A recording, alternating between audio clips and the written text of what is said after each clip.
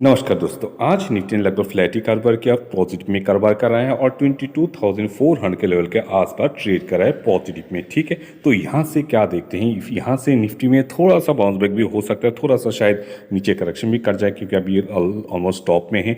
और इस निफ्टी के सिचुएशन के हिसाब से भी कुछ अच्छे स्टॉक एक अच्छे करेक्शन पे है, उनको अगर हम अभी बाय करते हैं तो आने वाले कुछ हफ्तों में या फिर महीनों में उनसे हमें प्रॉफिट मिल सकता है। उन्हीं के बारे में आज हम डिस्कस करेंगे। साथ ही इन स्टॉक को अगर निफ्टी के इस लेवल पे बाय करें तो ये सोच के जरूर बाय कीजिए कि अगर निफ्टी में कोई भी गिरावट है उन पे फिर से दोबारा भी गिरावट हो सकता है, पर उस गिरावट के लिए आपके पास बैकअप पैसा होना चाहिए। ये सोच के अभी इन्वेस्ट कीजिए क्योंकि निफ्टी टॉप में है और ये बिल्कुल सोच नहीं सकते और भी निफ्टी ऊपर जाएगा और उसके बाद आपका जो पैसा अभी इन्वेस्ट करें वो भी बहुत बढ़ चढ़ के ऊपर चला जाएगा।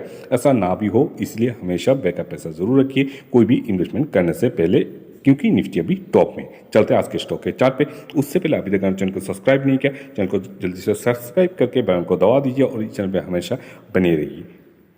तो पहला जो स्टॉक हमने लिया है वो है बाटा इंडिया। ये एक मिड कैप स्टॉक है, अच्छा स्टॉक है, ग्रोथ स्टॉक है, पर लंबे समय के लिए, पर शॉर्ट टर्म के लिए जरूर आप इन्वेस्टमेंट कर सकते हैं। 1 वीक के से पूरा चार्ट रिप्रेजेंट करूँ। इसका अगर टॉप देखते तो 2200 के आसपास इसका टॉप है। लास्ट जब गिरावट हुआ था 2020 में और यहाँ से उसने बाउंस बैक भी किया और अच्छा ग्रोथ भी दिलाया। ठीक है, तो इस तरह की अगर नीचे अगर बाई कर पाते हैं तो आपको एक बेहतर रिजल्ट भी मिलता है। तो यहाँ से अगर हम देखते हैं तो मनी फ्लो इंडेक्स अभी 29 पे है।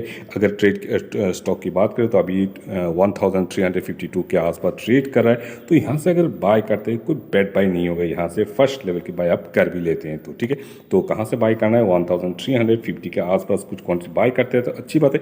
यहाँ से अगर गिरता है तो ये स्टॉक 1200 में भी मिल सकता है, पर ये बात की बात है, इसलिए मैंने पहले ही बता दिया है कि अगर आपको अभी के सिस्टम के हिसाब से बाय करना है तो फिर बैकअप पैसा, मस्ट बैकअप पैसा जरूर रखना चाहिए क्योंकि निफ्टी टॉप में है और टॉप में जब रहता है तो गिरावट की चांसेस भी बहुत ही ज़्यादा रहता है मार्केट में, और मार्केट में गिरावट होगा तो इन स्टॉक में भी गिरावट हो सकता है। इसलिए कितना भी अच्छा स्टॉक हो, कितना भी अच्छा लेवल हो, आपके पास बैकअप पैसा जरूर होना चाहिए और नीचे के लेवल पे आपका पैसा होना चाहिए बाय करने, ताकि आपको जैसे बाउंस बैक करे आपको एक बेटर रिजल्ट देखे जाए, आपके पोर्टफोलियो में ग्रोथ देखने को मिले। ठीक है, तो यहाँ से अगर बाय करते हैं तो 1350 के आसपास बाय करते हैं तो नेक्स्ट बाय होगा 1200 के आसपास। ठीक है, अगर उससे ऊपर भी आपको ये स्ट्रेंथ दिखता है तो वहाँ से भी बाय कर सकते, जो कि हो सकता है 1250 के आसपास। ठीक है, इन दो लेवल को अभी ट्रैक कीजिए और स्लो स्लो 1 मिनट कीजिए फ्यूचर के ग्रोथ के लिए। ठीक है, और रिसेंट इसका अगर टारगेट बता दूँ तो फिर 1700 पहला, जहाँ से ये रेजिस्टेंस ले सकते हैं। नेक्स्ट जो स्टॉक है जो आपके सामने प्रेजेंट कर रहा हूँ, जो कि एक अच्छे लेवल पे है और आने वाले टाइम पे और भी गिरावट होते हैं तो इनको भी आप बाय कर सकते हैं एक अच्छे लेवल पे। ठीक है, 1 वीक के अंदर चार्ट रिप्रेजेंट करूँ वो है बर्जर पेन,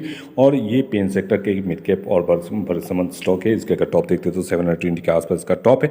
अभी ये ट्रेड करे 500 के लेवल के आसपास और स्टॉक थोड़ा सा मुझे वीक ही लग रहा है, थोड़ा सा और भी मुझे लगता है गिरावट हो सकता है। लास्ट टाइम जब इसमें गिरावट हुआ था तो 450 के आसपास ये आ गया था, तो मुझे लगता है फिर से ये 450 तक भी आ सकता है। अगर गिरावट की बात करें आप देख सकते हो वीकली कैंडल पे कंटिन्यू ये वीक कैंडल बनाने की कोशिश कर रहा है। ठीक है, 506 पे है। अगर इसको बाय करने की बोलूँ तो 450 से लेके 400 के लेवल पे अगर मिलता है बहुत ही अच्छा लेवल हो सकता है आपको बाइंग के लिए, ताकि आपको शॉर्ट टर्म पे प्रॉफिट मिल जाए। और शॉर्ट टर्म का आपका टारगेट होना चाहिए ये जो 600 के आसपास है, वहाँ से पहले तो ये 570 के आसपास, उसके बाद 600 का, ये दो है आपका शॉर्ट टर्म के लिए टारगेट इस स्टॉक के लिए आने वाले 2 to 3 मंथ के अंदर। ठीक है, चलता हूँ। नेक्स्ट स्टॉक है LTIM। ये एक लार्ज कैप IT सेक्टर का स्टॉक है। IT सेक्टर वैसे ही अभी थोड़ा सा ठंडा है, थोड़ा सा सुस्त है, तो ये स्टॉक में भी हमें एक गिरावट नजर आ रहा है। लास्ट टाइम इसमें गिरावट हुआ था तो ये 200 मूविंग एवरेज का आसपास इसने सपोर्ट किया और तब मैंने बोला भी था इसको यहाँ से बाय करने के लिए।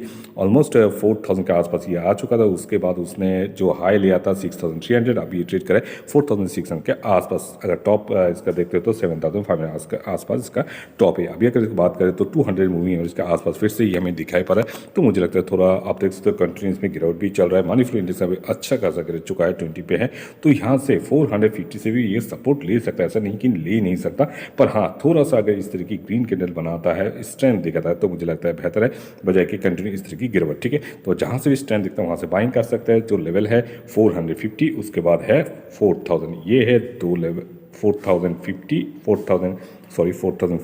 एंड 4000, ये है दो लेवल जहाँ से इसको आप अगर आप बाय करते हैं तो 6 के आसपास इसका हाई ले सकता है शॉर्ट टर्म के लिए। अगर लॉन्ग टर्म के लिए बाय करना चाहते हैं तो 4000 और बिलो 4000 बहुत ही अच्छा लेवल है जिसको आप बाय करके लॉन्ग टर्म के लिए होल्ड कर सकते हैं। ठीक है, चलते माने नेक्स्ट।